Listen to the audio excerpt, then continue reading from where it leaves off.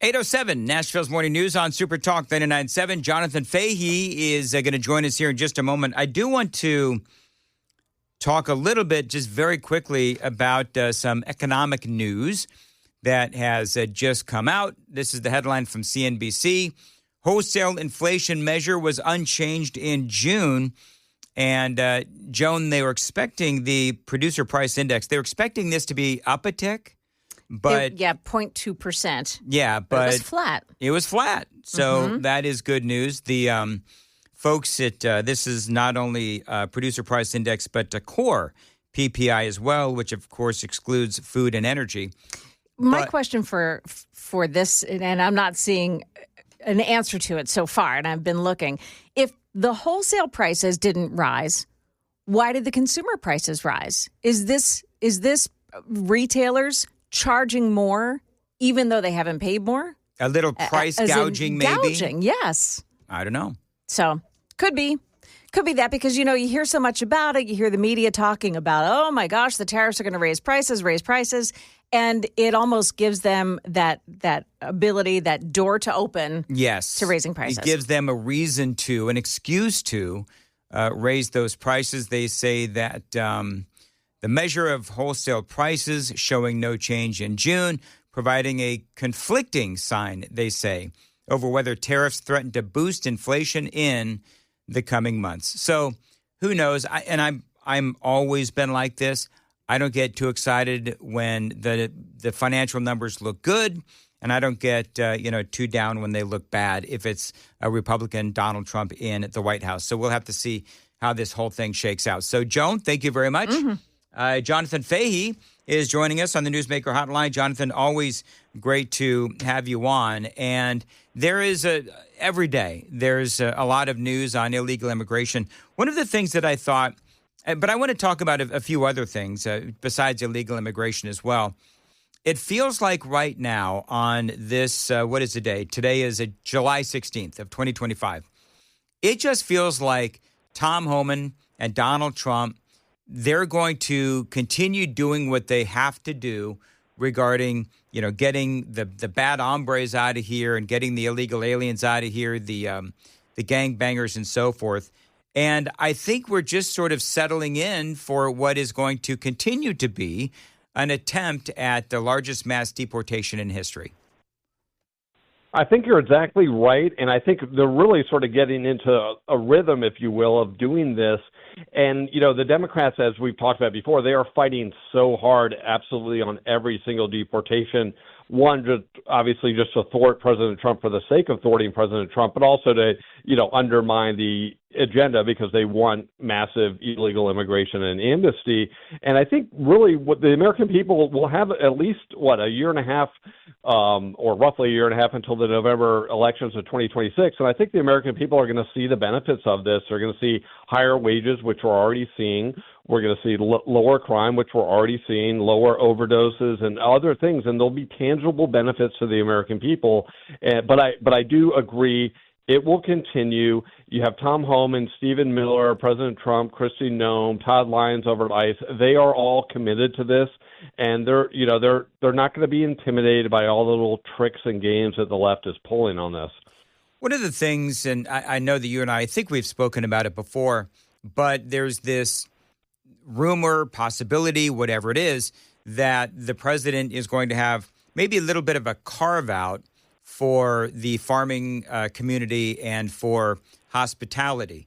You got a lot of people that are screaming, oh, my gosh, this is going to be amnesty. But as you and I have spoken about, no, it's a far cry between amnesty and coming up with or fixing the visa system so that we can just track who is where and we know what's going on. And by the way, get them on the books so that we can start charging them taxes on their, on their paychecks. Yeah, I think you're right. I don't think there's going to be amnesty, and President Trump's been pretty clear on that. And I do think he is open to ways to deal with the immigration system. But the important thing to know is everything he has done and is doing is going to be what's in the best interest of the American people, which is contrary to the Biden administration, which was always the best interest of the Democratic Party and the illegal immigrants. But I do think there are probably adjustments that can be made. My concern over all of this is you still have this birthright citizenship thing hanging out there. So we have to correct that, because you can't have it like a guest worker program or something else. And then if somebody has a kid here, that kid is a citizen. And, in many ways, it makes it harder to deport or remove the parent. And so I think that's something that really needs to be addressed. And I think if that was addressed in a way that eliminates that, I think we can have a much more flexible immigration system that would be, again, solely to benefit the American people, and the country as a whole, not, again, to sort of flood voters to the Democratic Party, which is what they want. Do you think you're absolutely right? I want to play you an audio bite. I'm going to play it probably. Let me see if I have time now. Gavin Newsom was being interviewed by Sean Ryan, and I need some audio, KGB. And he started talking about how great the things are going in California, right? And of course, we all know about the exodus that is going on within the state of California. I want to play for you what Gavin Newsom said, and I believe that he's being rather disingenuous. Listen. So I'm wondering did you come here to hang out with the 92,000 Californians? Then you hit me right there, man. The California exit. By the way, complete bullshit. Now, the last 2 years, we've seen significant growth in California's population. So it's reversed and record-breaking tourism. Now the fourth largest economy in the world. We dominate in every major industry. So you'll notice, Jonathan, that he says, oh, no, in the last 2 years, we've got a lot of people coming into the country. But you'll notice that he's not being completely honest, and we'll talk about that straight ahead. It is 8:15. Time to check the roads on WTN. As far as your weather today, a high of 95, possible showers as well. Right now, 85, feels like 92. Appreciate you listening to Nashville's Morning News. All right, so Jonathan, clearly what Gavin Newsom failed to say is what you and I both know, which is that rise in California's population in the last 2 years, they're illegal aliens or the migrants, I'm air quoting, migrants that Joe Biden flew into California and America. You're exactly right. Yeah, that's the population increases, illegal aliens. And what's really interesting, with California, we all know, it's a high-tax state, but they make up for with poor quality services for the people that live there. And it's pretty amazing if you look at things, compare California, say, from the 90s to now, from the 80s to now. They used to be at the top of education. Now they're at the bottom. They used to, have low poverty rates. Now they're among one of the highest in the country. So this idea that he is doing anything good for California, and the only thing that California has going for them is really the weather and other things that have nothing to do with government. And, to talk about the fourth largest economy in the world. Okay, well, why do you have such a high poverty rate? Why is there such a, the Democrats used to compare about disparity in income from the rich and the poor. I think California has one of the highest. So everything he says is deceptive. I mean, Gavin Newsom is the guy. If you go and buy a new car, at the end of the sale, the guy that comes over, the slick manager's manager that tries to sell you the undercoating and extended warranty, that's him. And we've all seen some version of Gavin Newsom in our lives, and there's an ick factor to it. But apparently the Democrats still kind of are impressed by this guy, which is remarkable if you think about it. Well, and be careful, Jonathan Fahey, because I once made the observation that Gavin Newsom was just like a, slimy used car salesman. I had no idea how many used car salesmen listen to this radio program who were very upset with what I said. Yeah, that was probably unfair, but he's just sort of, I probably shouldn't have used that example, but just this person that just seems like there's kind of just the slime factor. Will say anything to anybody. Yes. We could go into one room and say one thing, go into the next room 5 minutes later and say something the total polar opposite. And he's just very comfortable doing that, which again is should make people cringe when you think about it. And again, it's the opposite of Donald Trump, because if you put him in a room with Democrats, you put him in a room with Republicans, he's Donald Trump. He's the same guy. If it's in front of the African-American community, wealthy billionaires, it's always Donald Trump. And I think that's what people like about him. And I think even though the left hates him, they respect that about him. One of the things that I find interesting, that this whole thing with Epstein, and there's a lot of division between, some in the MAGA movement and others in the MAGA movement. You got all these, influencers and talk show hosts that have decided now to abandon that conversation. And so I find it interesting whether or not this will actually impact the midterm elections. I mean, I don't know if you have an opinion on the whole Epstein thing, but do you think it'll impact the midterm elections? Will it deaden people's enthusiasm to come out? I don't think so. And, one is time. Obviously, things change over time. But I think what's going to, the midterm elections are going to be, a lot of it's going to be a report card on the Trump administration, I think. So if the economy is good, if the immigration's under control, if we're safer, I think it's going to be a good year for the Republicans. And I think we're trending in that direction pretty strongly. But I'm sure there's some people that are upset about it, but I don't think that makes them, there's the world of the people that stay home versus the people that, might vote the different way. And that also is harmful too. But I don't think ultimately that will be a big driver, but it may, there's certainly a lot of people it was important to them, and it still is, so it could affect their votes.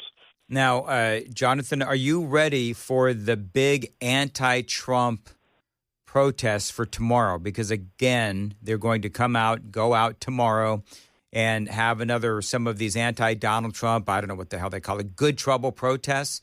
Do these people just not have jobs or anything else to do? Yeah, I think it's a combination, not jobs, nothing else to do.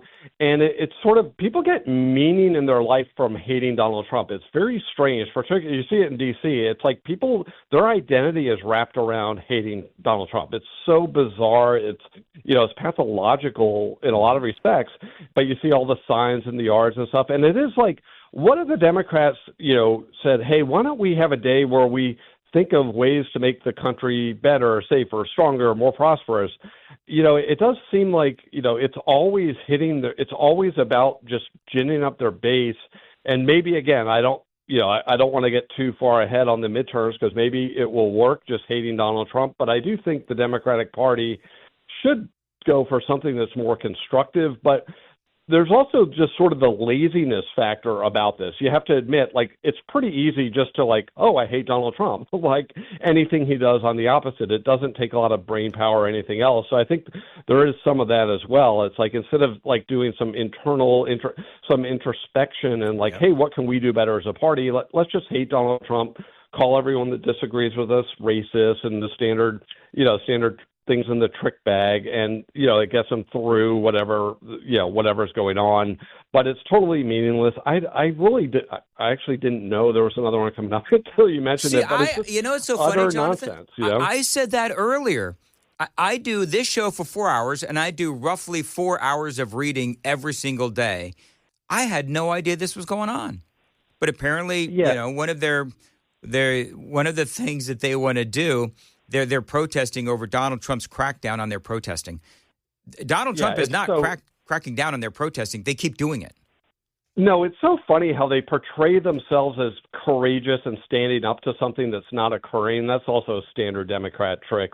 We're standing up because without us, you wouldn't have free speech in the country. It's we have a lot more free speech under Donald Trump than we did under Joe Biden, as we've talked about before with the censorship. But you see some of this nonsense the left puts out there, and they, it really is. They have it's sort of, there's no meaning, and they have to create this caricature of Trump and then portray themselves as, heroic and standing up to him. But it's they have free speech. They just actually have nothing interesting, insightful, or useful to say in most respects. All right. Jonathan Fahey, how can folks find you on X?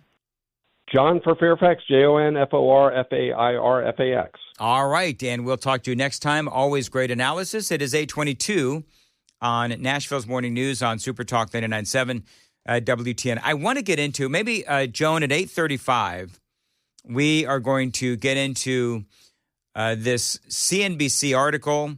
It's courtesy of the Tennessean, actually, where they say, this was yesterday afternoon, the worst place to live in the U.S., Tennessee ranks, they say, dead last, below Alabama and Arkansas.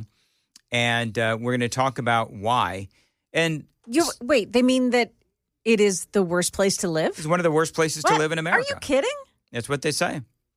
But when we talk about why, you're going to find out that this is just a bunch of BS. Stuart McWhorter was in here a while, development with the Yeah. state of Yeah. Tennessee. And he and I spoke about it just very briefly on the air because it wasn't the point of the interview. But a lot of this stuff has to do with the woke BS that is out there today. So we're going to talk about that and a whole lot more straight ahead. It is 8:23 on Nashville's Morning News on Super Talk 99.7 WTN. Super Text line is open at 615-737-9986. And Joan's got the news at 8:30. Joan. Yeah, Metro Council votes to expand the business districts last night. Also, a man who attacked ICE agents in Texas is now under arrest. We've got that and more coming up here at 8:30 on Super Talk 99.7 WTN.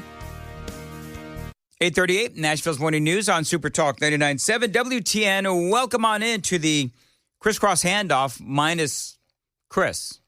Oh, yeah. What is he doing right now? He's taking his kids to camp. Okay. Where are they He's got to camping? be a dad. I don't know. All right. You know, it's that day camp kind of thing. Yes, thank you, Joan. Yeah. Tents in the whole thing?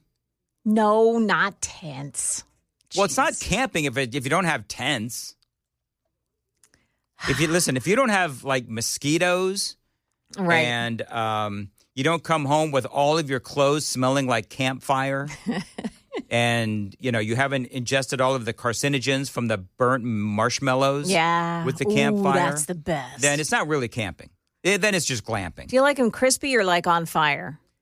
Do you know what? I'm ashamed to say I'm an on fire kind of guy. Me too. I'm not a guy, but I'm horrified because supposedly when you and this might be an old wives' tale. I could ask my old wife. She's texting me probably right now. But there's an old wives' tale, maybe, that literally burning your marshmallows causes cancer. It's a carcinogen. Is that true or not? So I just looked it up.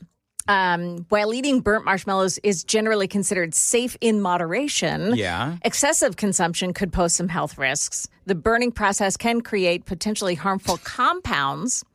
And so if you eat a lot of the compounds, yes, the burning food can create polycyclic aromatic hydrocarbons. Nice. Yes, thank you. That was like worse than a Middle Eastern name.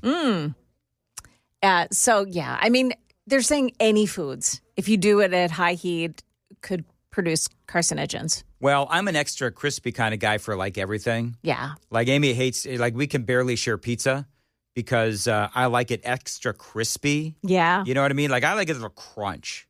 You know what I'm talking about. Wow. So Okay. I do. I like. You can text Amy and ask her because I you and probably Amy could. are now texting friends. Let me talk to her. Hey, Amy. So earlier in the broadcast, I forget how it even came up, but you were asking, or somebody was asking about my brown recluse bite on the back of my leg. Yes, that's not a recluse spider bite. I basically said that it was a big zit on the back of my leg, and Amy says, "Well, it's Joan and Amy are texting back and forth," and Amy said it's probably an ingrown hair. He exaggerates everything. She said, I bet it's an ingrown hair. I've been bit twice by a brown recluse, and he'll be fine. And I said, Stumpy is going to be okay. Wow. Did she agree with the nickname Stumpy? I bet she did. Hey, Chris, by the way, sent me a text. Oh, yeah? He says, it's a good camp. Don't worry. It's not alligator Alcatraz. So there you go. I have no doubt. My daughter's here in town. Yes? So yesterday, and then we're going to get the fun with audio. But my grandson is here too. So my daughter, my grandson. And so I don't know what is up with this kid. Like, I don't know. Do I give off like weird heebie-jeebie vibes, Joan? No. Because every time I hold this kid, he screams. Oh. Like every time I hold him, and I could tell like the eyes get all like wide, and he just starts like doing the whole tears thing. So... And then he just starts screaming. I don't know what the deal is. You need to know what the things are that he likes. So, go for, he's 9 months, you said? Yes. All right. So it might be a little early for chocolate chip cookies, but. Oh, it's way too early for chocolate Yeah. chip cookies. Well, Amy, he starts screaming, with me. I hand him over to Amy, and he just quiets right down. So I think see? he likes the chicks. She's got the mama feel. Oh, she does. Yeah. She sure does. Yeah. And so, I don't know what it is. But last night, we actually had a little bit of a victory where he did not scream for 3 minutes. And after 3 minutes, he did? He started screaming. Okay. Anyway. But he got to play in the pool yesterday. Love that. And I told him, pointing finger right in his face. I said, Jameson, no peeing in my pool. At the age of 9 months. He's got one of those swimmy diapers on. Oh, so, yeah. Yeah. Got to have those. All right, I'm going to be honest with you. I'm a little worried about this particular soundbite. Oh, because you think it might be... It might be, so we're in delay, right? Yeah. So this is Greg Gutfeld, and somebody sent this to me, and I know what the content is. I haven't actually listened to it. So this is Greg Gutfeld on The Five. This is why the criticism doesn't matter to us when you call us Nazis. Nazi this, Nazi that. You know, I'm beginning to think they don't like us. You know what?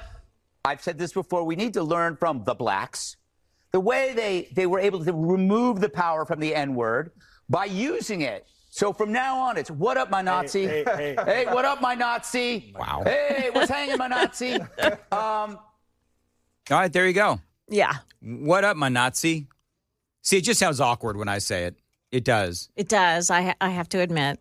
But you know what? He brings up a point, and the point is a good one, which is I don't think anybody is really paying attention anymore to those criticisms.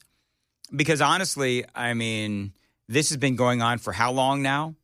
And for most of us, I just don't think anybody really cares about being called a Nazi anymore. Or a fascist. I know that or a fascist. Yeah. I mean, I just don't. All right, AutoPen scandal. Have you been following the AutoPen scandal at all? Yeah, I have. Okay. So I have not heard this. Here's what I know so far about the AutoPen scandal. And I know all the basics, and it seems like the latest on the AutoPen scandal is that Biden gave an interview to the New York Times. He stands by all of those 1,500 pardons, right? And but then there are people within the Biden administration that are now talking, and they're saying that some of the things that were auto-penned were actually approved and executed by other people within the administration. Yeah. So is there anything other than that as far as an update goes, or do I pretty much have it all? I think you have it all. A lot of people are looking at, he did all those AutoPen pardons at the end of his term. And so there are some people that are saying, well, there's an actual way that they can be invalidated. How? Because I've got a pair of handcuffs for Anthony Fauci. Well, and that is exactly who Rand Paul says would be the first. See, I think that the majority of Americans who know anything about Anthony Fauci know that he deserves to be in handcuffs. Like there's just so many reasons why, but we'll save that conversation for another day. But you look at all of the pardons. Like who would you like to handcuff? Anthony Fauci, Alejandro Mayorkas. You know what? The super text line is open. I need like a top three. Who is your top three? Who would you like to handcuff and throw in prison? Alejandro Mayorkas, Anthony Fauci. Those are my top two. I'm not sure who my third would be. Mayorkas deserves it more than anybody. And when I think about 300,000 lost children in this country, lost children. Yep. That's on him. That's on him and solely on him. He knew it was happening. Yeah. And these children are lost. And he lied about it. He lied about it incessantly. Yes. They lied about the border being secure, all that kind of stuff. So I think, boy, that's a tough one. Who's number one, Fauci or Mayorkas? Rand Paul said he's going to reissue a criminal referral of Dr. Anthony Fauci. Liz Cheney is another one. Really? Yeah. Okay. Well, there you go. Liz Cheney, Hunter Nancy Biden. Pelosi, and Benny Johnson. All of the people on that panel. Benny Johnson. Oh, so Benny Johnson does not deserve to be in handcuffs. Benny Johnson is a pro-Trump podcaster. No, okay. Oh, who Adam am I thinking Schiff of? Who is am I another thinking one. of? I don't know. You said Benny Johnson, so. People on the January 6th. Somebody already knows it, I'm sure. Oh, Benny. Yep. Yep, I don't remember. Anyway, there's this piece Benny of Thompson. Benny Thompson. That's right. Oof. All right, so this is a story from NBC News, and this is the description. All right, NBC News running for cover for Biden and the AutoPen pardon scandal by conducting their own analysis of Comer's digital signature on oversight documentaries. Isn't this great? So I don't know. I haven't listened to it. So let's listen. An unexpected new twist in the investigation into former President Biden's use of the AutoPen. Let's bring in NBC News Chief Capitol Hill correspondent Ryan Nobles. What's going on there? Well, Chris, NBC News conducted an analysis of the communications that the chair of the House Oversight Committee, James Comer, has used to bring in former members of the Biden White House to ask them questions about Biden's use of the AutoPen and his cognitive decline in office. And what we discovered is that of the 16 letters that Comer sent to these staffers, that they were all signed with the use of a digital signature, meaning that he did not actually sign these documents. Are they really doing this? Yeah, they are. Are they really doing? There's never been one indication that James Comer is cognitively impaired. Yeah. Not one. Yeah. And it's a little bit different when we're talking about a president of the United States who's like mentally impaired. Yes. And James Comer. I mean, NBC honestly, really did this. All right, I'm genuinely interested as to how this goes. So go ahead. All right, so this is more James Comer, of course, House Oversight Committee chair. Himself, similar to what he's accusing President Biden of not doing. Now, what he did do was use a wet signature, as it's called, for the actual subpoena requests for 2 Biden officials, including the White House physician Kevin O'Connor. But everything else was used with a digital signature. Now, that's not to say any of that is out of bounds. In fact, it's pretty common practice, not only in Congress, but in the executive branch, to use digital signatures or signatures that are not necessarily by the hand of the official who is signing them. But it is the crux of this investigation that the Oversight Committee is conducting. That's not the crux of the investigation. The crux of the investigation is that Joe Biden had no idea what he was signing. If you ask James Comer, hey, James, what exactly is it are you AutoPen signing? He would tell you immediately, I'm signing, this, that, and the other, whatever it is, and this is what I'm doing, and this is why I'm doing it. Joe Biden, there's no way that he could tell you what he auto-signed. Right. AutoPen. There's no way. And so NBC, boy, this is absolute truth where they are running, they're trying to give Joe Biden some cover here. I mean, this is astounding. Should I go and finish it? Yeah, go ahead. What were we going to say? So James Comer posted a picture of Ryan Nobles, who's the reporter on NBC, and he's, and there's the headline under him. It says, "Scoop, Comer uses Adobe Acrobat to sign some letters." And he puts orange hair on him, a big red nose, makes him look like a clown. It's so funny. Well, yeah, and it's not only, this reporter, but it's all of NBC. It's like, is this really what you're trying to do? All right, let's listen to a little bit more. Somehow, Biden's use of an AutoPen or a signature that was not by his own hand thereby makes whatever he signed be invalid. And what we discovered over the course of this report is that the central tenet of this investigation is trying to determine whether or not Biden's use of an AutoPen was because he was not in control of the decisions that were being made. And in an interview with the New York Times, Biden made it clear that he authorized all the clemency decisions that were handed down. All 1,500. All 1,500 or however many. It's like 1,500, right? Yeah. Yes, I think it was. What if the New York Times really wanted to do their jobs, you know what they would have said? All right, tell us what, Joe Blow did. Because he was number 842 on the list of people that you gave clemency to or pardoned or whatever. Tell me what it is that he did and why did you grant him clemency or a pardon? You think Joe Biden could handle that? He would not know. No. He didn't remember when the House Speaker, Mike Johnson, said that he was talking to Biden and he said, why would you go and cancel all those contracts for the oil? Yes. And Biden said, I didn't do that. I didn't do it. And Mike Johnson's like, You just did. Yeah, I just saw it. You just did. saw it. Yeah. And that's he the insisted whole point. he didn't know that he did that because he didn't do it. This is actually comical what NBC News. By his administration, even though he did allude to the fact that perhaps not all of them were signed with his actual hand. Of course, Chris, this is just the beginning of this investigation by the House Oversight Committee. They plan to call in a number of Biden officials to get to the core of this question. When Biden said that I want something done, was it signed by him or someone else? It's signed by someone else by AutoPen late at night. So then the big question becomes, what do they do from here?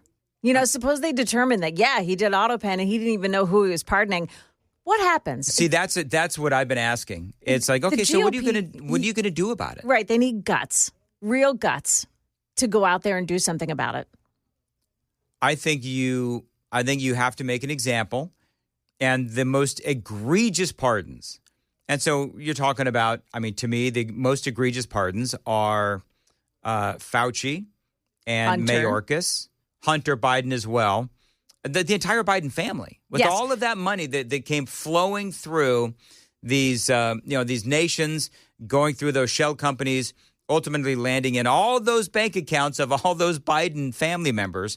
I think all of them, those pardons need to be revoked. Also, the notion that these pardons can be for anything in the past or in the future. Oh, though I think it's that whole barrel of pardons that need to be taken away. It's a barrel of BS. That's what it is, Joan. Absolutely. A barrel of B and S. All right, it's 8:54 on Nashville's Morning News because, Joan is right. And 5281 says, yeah, nothing's going to happen. Yeah. Valerie says Rashida Tlaib. Did she get a pardon? No, I don't think so. No, but I'd like to put her in handcuffs anyway, and not for a good reason.